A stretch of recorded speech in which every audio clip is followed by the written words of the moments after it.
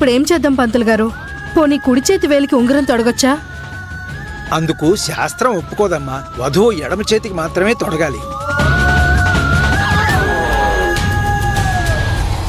మరిప్పుడు ఆ పరిస్థితి లేదు కదా పంతులు గారు, ఎలా? అలాంటప్పుడు ఉంగరాన్ని తన చేతిలో పెట్టించండి చాలు. రేయ్, ఉంగరం వర్ష చేతిలో పెట్టరా. అలాగే నాన్న.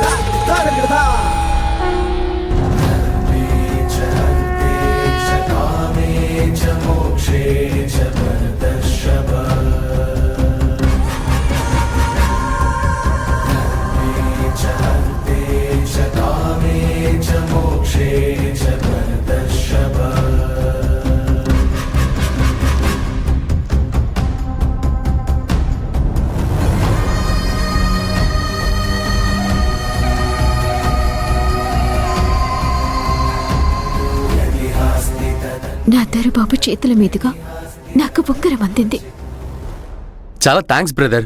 ఉంగరం కింద పడిపోకుండా పట్టుకున్నావు. రామరాజు అంటే వర్ష చేతికి ఉంగరం తొడగలేదు, చేతికిచ్చాడు. మరి వర్ష చేత రామరాజుకి ఉంగరం తొడిగించండి.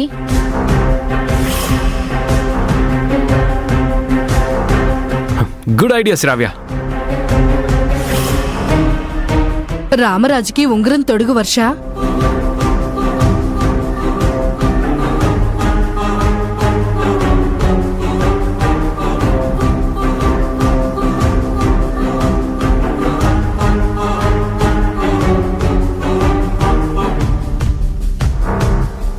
పెళ్లి చేసుకోబోయే ఇద్దరు ఒకరికొకరు ఉంగరాలు తొడుక్కోవడం ఆచారం.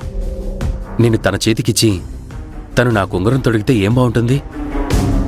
ఉంటే ఇద్దరు వేళ్లకి ఉంగరాలుండాలి.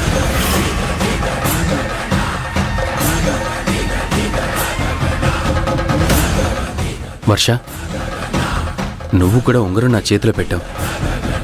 నీ వేలు బాగయ్యాకే ఇద్దరం తొడుక్కుందాం, సరేనా?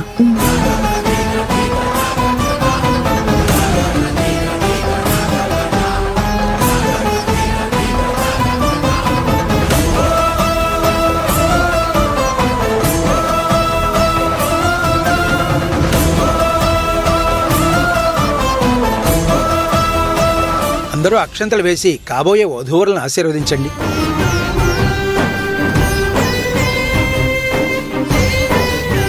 ఇక్కడ జ్యోతి బయటపడుతుందని ఆశపడ్డాను, మిస్ అయింది.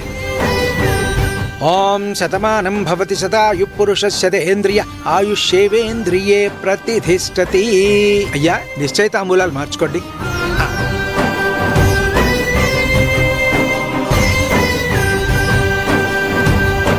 అమ్మాయి తరఫున తాంబూలాలు అందుకునేది ఎవరు?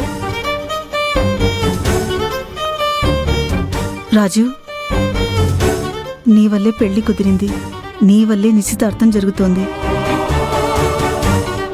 రేపు పెళ్లి కూడా నీ ఆధ్వర్యంలోనే జరగబోతోంది.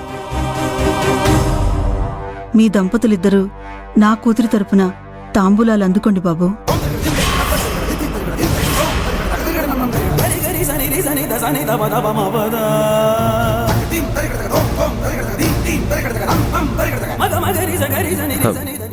మేమా అత్తయ్య?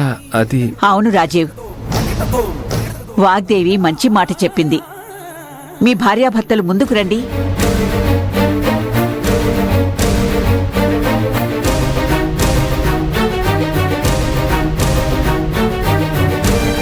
రాజీవ్, వర్ష నా చెల్లెలు కూతురు అంటే నా కూతురు అన్నట్టే. నువ్వు నా మేనల్లుడివి. నీ చేతుల మీదుగా జరిగితే నేను సంతోషిస్తాను. రా రాజీవ్.